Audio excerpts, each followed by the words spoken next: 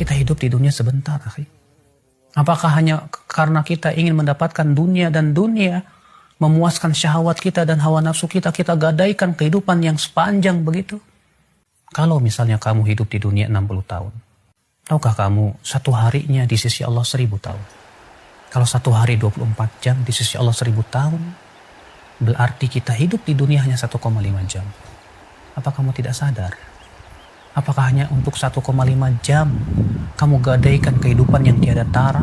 Segera kita sadar, segera kita taubat pada Allah Subhanahu wa taala. Semoga Allah memberikan kepada kamu hidayah, akhi, dan juga kepada saya, untuk sama-sama kita bergandeng tangan menuju surga Allah yang luas, yang luasnya seluas langit dan bumi. Tidakkah kamu ingin mendapatkan surga tersebut? Atau kamu lebih senang untuk mendapatkan api neraka? Wallahi, kesabaran di neraka tidak ada gunanya lagi.